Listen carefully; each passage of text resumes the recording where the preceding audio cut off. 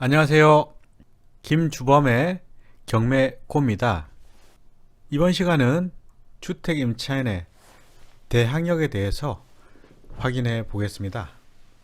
우선 대항력은 당사자 사이에서 이미 그 효력이 발생하고 있는 이러한 권리관계를 당사자 외에도 제3자에게 주장할 수 있는 것, 이러한 법적 효력을 뜻하는 것입니다.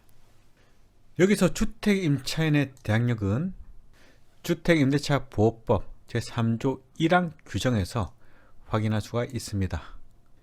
임대차는 주택을 말하는 것입니다. 주택의 임대차는 그 등기가 없는 때에도 임차인이 주택을 인도받고 주민등록을 마친 때에는 그 다음 날부터 제3자에게 효력이 생긴다는 것이죠. 주택이 아닌 주택, 그리고 그와 유사한 상가 건물이 아닌 임대차의 경우에는 민법 제621조 규정을 적용받는데, 이 주택 상가를 제외한 임대차는 그 대항력권의 원칙이 등기입니다. 등기가 없으면 효력이 인정이 되지 않습니다. 그런데 주택과 상가에 대해서는 등기를 갖추지 못한 경우에도 이 특별한 공시방법인 주택의 인도, 그리고 주민등록이라는 공시방법으로 대항력권을 갖추게 되는 것이죠. 주택의 인도와 관련된 일관된 판례 내용을 잠깐 언급하겠습니다. 우리 대법원의 입장은 1987년 2월 24일자 선고된 판결부터 계속적으로 변경 없이 일관된 입장을 보이고 있습니다. 이 판결 모두에서 주택의 인도는 점유의 계속이 대항력 유지 조건, 즉 주택을 인도, 점유를 하는 것이 대항력 요건이라는 것입니다. 그리고 이어서 이 전입, 주민등록을 보면요, 마찬가지로 오래된 판례 내용부터 계속 일관된 내용입니다. 94년 11월 22일 선고한 판결부터 주택 임차인 그 주민등록은 거래 안전을 위해서 임차권 존재를 명백히 제3자에게 인식할 수 있게 공시 방법으로 마련되었다는 것.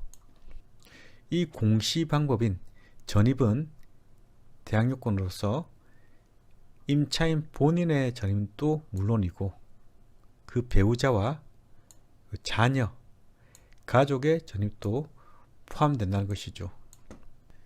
따라서 주택의 인도와 주민등록은 계속된 점유를 해야 된다는 것이고, 주민등록은 본인 또는 그 배우자, 그 자녀 같은 가족의 전입이라도 계속 이렇게 같이 유지돼야 되지, 둘 중 하나라도 요건을 갖추지 못하면 점유를 상실하든지 전입을 다른 데로 옮기다든지 그러면 대항력은 절대 만들어지지 않습니다.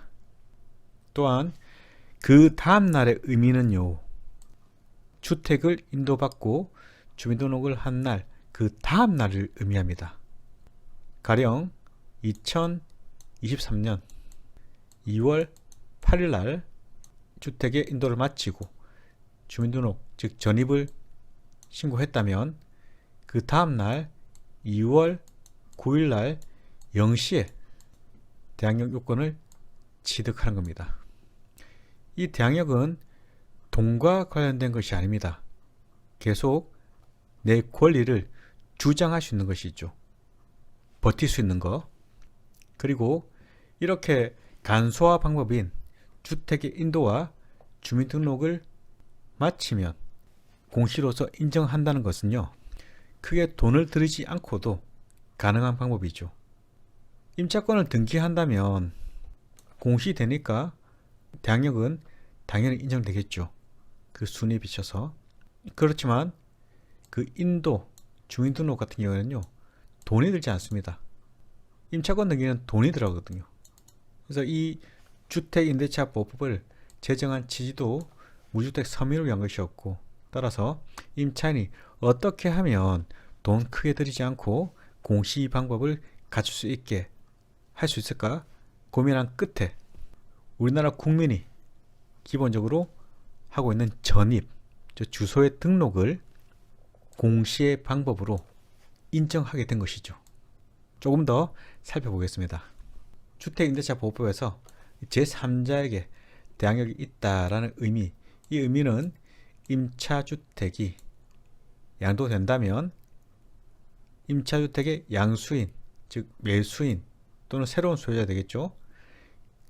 그 외에도 이해관계를 가진 제3자에게 내 임대차, 이 내용을 주장할 수 있는 법률상의 별도의 권능이 되는 것입니다.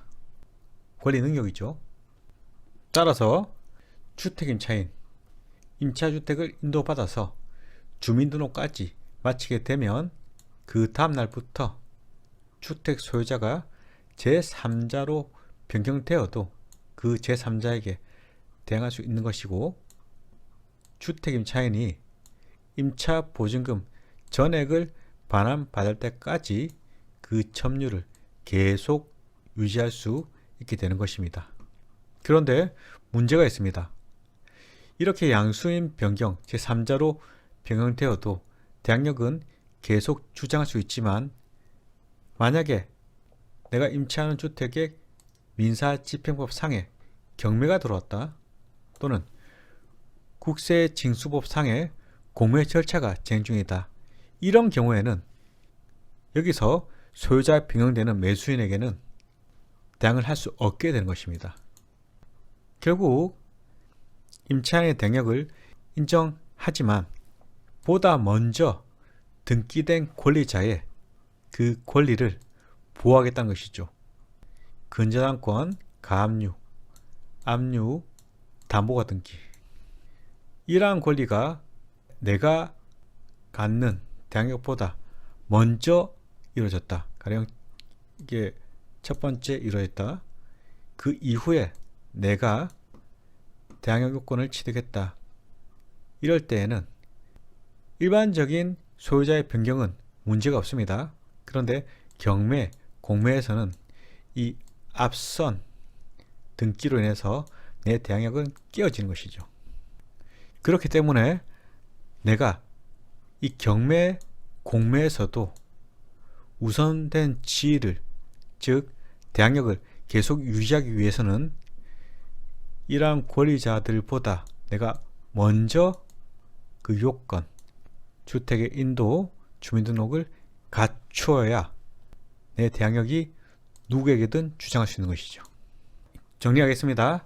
주택 임차인의 대항력은 주택의 인도, 주민등록을 마친 때 그 다음날, 즉 이 길 0시부터 제3자에게 효력이 생기는 것이고, 이 요건을 갖춘 임차인이라 하더라도 보다 선행되는 다른 등기부상 일정한 권리, 저당권, 가압류, 압류, 담보가 등기, 이러한 권리가 내가 취득한 대항력보다 앞선다면 경매, 공매일 때는 더 이상 제3자에게 주장할 수 없다 하는 거.